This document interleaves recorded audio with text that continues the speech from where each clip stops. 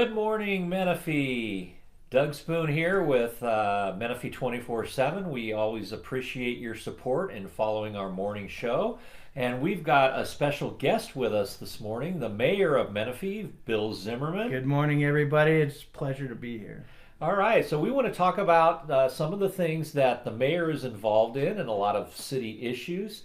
And I see you out all over the place. I see your Facebook posts and what's a typical week like for you? It must be pretty crazy. I love that question. We are very, very busy these days. Not just me, but our entire city council. We're working together as a team, and there's probably about 50 things that are happening that we're juggling Wow. right now. And some have said it's like grabbing onto a freight train going 100 miles an hour, and or drinking out of a hose. You know what I mean? There's just so much information to process, but it's a good thing. We care about this city, and we want to see the success here, and so it's enjoyable on a lot of fronts. Some things aren't so easy, but it. I would say I average about 6 to 7 meetings a day. Wow. Yeah, and you don't have to do that as a mayor or a city council person. You can pick and choose, but just like our former mayor Neil Winter, who we lost about 8 months ago, 9 months ago, he was retired and was able to attend a lot of those things. And so when they asked me to carry the torch for him, I decided, look, I'm going to have to step away from my job to be able to do a similar level of service. So I'm able to do it, and so it's great. I appreciate being given the opportunity to serve. So, what's the response like when you go out among the people? Because you probably hear concerns and complaints, Yeah. but you must also get, feelings of gratitude that you're taking the time to go out there. It's a little of both. Yeah, there's a lot of people who are frustrated with things, and I think it just goes with the job. I kind of knew it going in that there was going to be people calling me about potholes and things that are, flooded roads and all, and it's true. And these are things that, growing pains as a new city we're working through. We got a great team of people there at City Hall that I can rely on. It gives me confidence knowing that when folks reach out to me through emails or leave me messages or just see me out on the streets or at a restaurant and they say, hey, I've got this problem or this situation, I know that I can just refer them to our public works team, and they're on it. Our code enforcement guys are on it. There's been a lot of couches that have been dumped and refrigerators out in the field and things in front of people's yards. Right. And they call me and say, I don't know who did this, but can you help me? And it's a real joy to be able to say, yes, I can do my best, and know that our team at City Hall is taking care of things as quickly as they can. So. Now, Neil Winter was very active on social media and he loved to answer people's questions. You didn't have social media for a while. What made you decide to get on there, and has it been worth it? Or is it more trouble than it's worth? That's a great question. And I actually had I had a Facebook page years ago, but it takes so much time to be on there. You end up wasting, it seems, an hour or two a day, but it's super important. It's a great way to connect with the people. And a lot of times I get asked on social media, what's going on with this very private thing or this matter that some lawyers are dealing with and stuff. And we have to be a little bit careful. So please understand if you're saying, hey, Mr. Mayor, tell us what's happening on this lawsuit or something, that I really can't do that, just because you can understand that things that I say could end up being subpoenaed into court or something. So, but it is a great way to connect with people. And I don't want to be someone who's out there talking all the time. I want to be somebody that's listening. And so most of the time when I'm on social media, I'm reading the threads and the comments and hearing what the concerns are of the people. And then privately, I'm taking those to City Hall and meeting with our city manager. I'm meeting with my fellow council members. And we talk about those things and say, how can we fix these things? So. Right. I think one thing that people appreciate about social media when you're able to respond to them is that they're interacting a little more even than, say, if they go to a city council meeting, because they have their 3 minutes, but you're so limited. Yeah. And can you kind of explain why you can't really respond to people in that setting? Well, it's again, the 3 minutes, you're right, that's the limit. But also people get very nervous. It's intimidating to come to a city council meeting and have your name called and stand at the podium and almost feel like you're under a microscope, and right. So it gives people more comfort to be able to be in their living room and just type a question on there. But as far as our lawyer has told us, or our legal counsel has said to the council members, try not to get into a back and forth on the dais during the meeting with somebody. If they ask us a question, hey, why isn't this getting done? We're not supposed to say, well, here's why, and then they come back and say, well, you should be doing this, and next thing you know, the 3 minutes has gone by and you're having an argument during the meeting. The meetings are supposed to be efficient and not go till midnight or 1 in the morning, and so Right.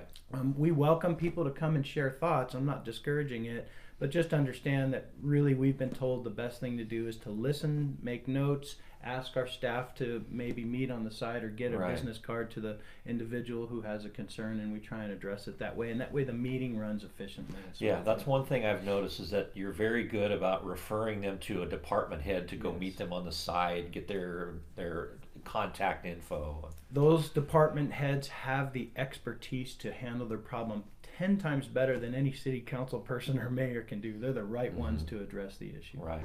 We're out here at Mountain View Tire and Auto Services on Newport and Winterhawk, a new business that just started in Menifee.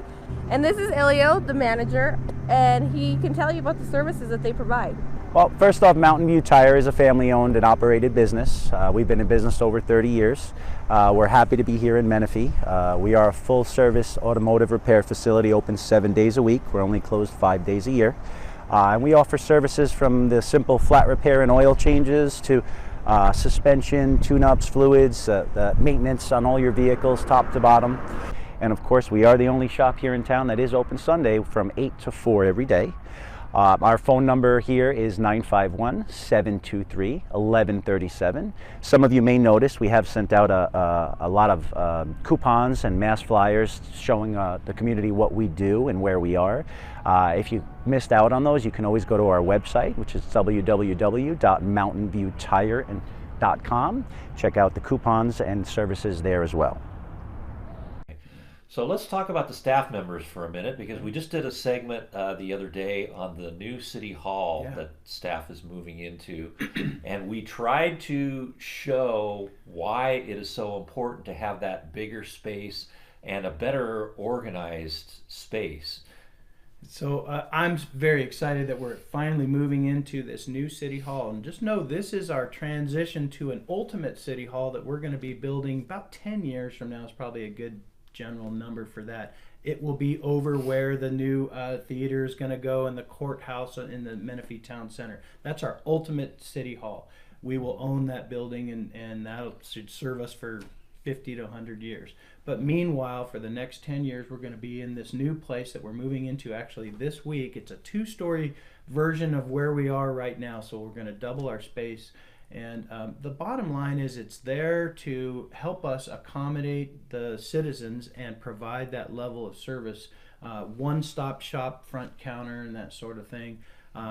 If I think you took a tour of the behind the scenes, and thank you for showing that. I'm glad that people got a chance to see how tiny some of these cubicles are, not big enough to open a set of plans and really do their work. They've got things stacked up everywhere. It's just not very efficient. We have certainly outgrown where we are now. So it's going to be nice. It's not a Taj Mahal. It's not anything fancy. It's I like to say it's Spartan in its style. It's very similar to what we have right now. It's just twice the size.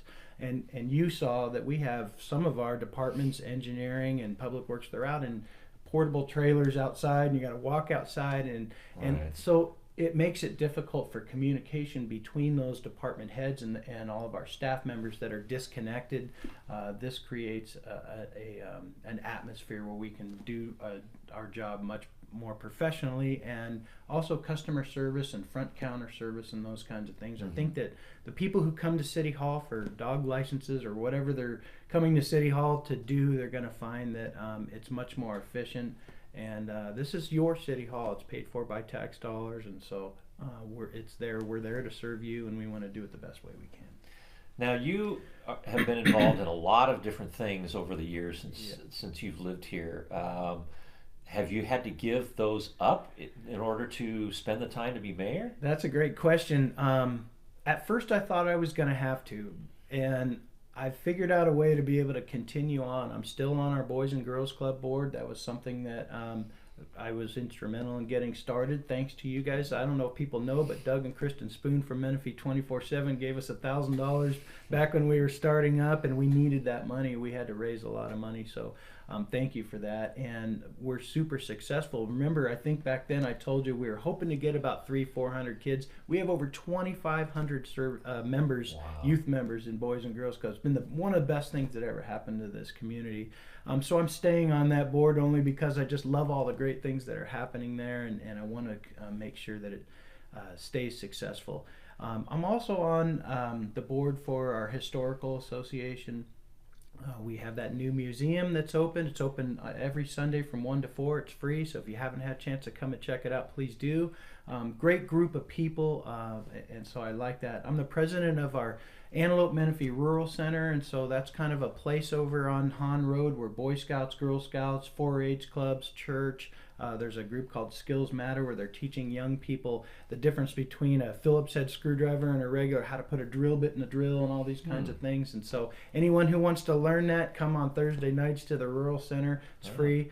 And so I'm on those boards, and I want to stay on those. I did have to resign from MSJC. I was the chairman of the board of trustees for our college, and they said that was a conflict of interest, two public agencies that work with each other. And so Right.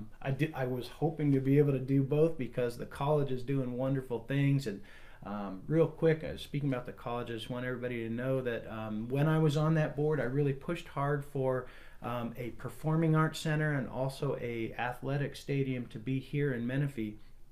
And we were working to try to get matching funds for some of the other buildings that are going to be on the campus there. We had a STEM building, it's kind of science, technology, engineering, math. We got all these nursing students who are waiting listed because there's not enough lab space there at the college. And so 3 years ago, we actually had our plans done. We got DSA approval for that, but we couldn't get the matching funds from the state. Very similar to our high school situation. We just can't seem to get the matching funds. The governor just didn't want to release the money. So a project like a performing arts center or an athletic stadium will never get matching funds. That's a local funded only project. So I was able to articulate that need and that position to the rest of the board members, and successful to get them to agree, hey, this is something we can do now or 10 years from now when the escalating costs make it more expensive. Let's do it now.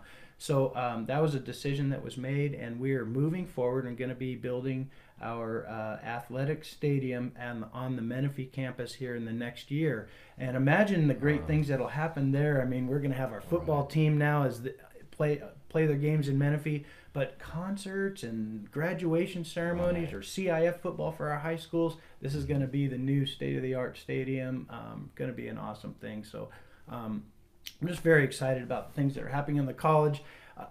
I feel confident that it's in good hands. Vicki Carpenter, who's very active in this community, she was the president of our Chamber of Commerce board. She took my spot on MSJC, so we have a great representative there. So we're still in good hands, and things are still moving forward. But I'm excited about being mayor. This is a brand new opportunity, and sad that we lost our friend Neil Winter. He's a wonderful man. He came in at a time when I think we needed to restore some confidence. He was a man of integrity that we could trust, and good friend of Menifee and a friend of mine. He and I would go do karaoke together on Tuesday nights, and always had a great time together. And so it was just so sad to lose him. But the voters voted for Neil, and I want to be able to give them that same level of confidence that they know that somebody is going to be working on their behalf to make the city the best it can be, just like he was. And so I'm giving it that same commitment, and hopefully we are successful in the next years ahead. So. Wonderful. Well, we certainly appreciate you coming in to have a chat with us, and we hope this is informative for our viewers. And we thank you again, and I'm sure we'll be seeing you out and about in the city, as many people will. Thank you. Thank you for letting me come in and share a few thoughts with you, and always happy to come back. So please keep inviting me back. There's lots of other things you can see. I've got a lot of things floating around in my mind because we're just super active right now with a lot of great things, good things ahead here in our city. So I appreciate this opportunity, and a great way to share with the people some of the things that are happening. Great. Well, thank you again, and that will do it for today. Until tomorrow, have a great day, and we will see you again on Good Morning Menifee.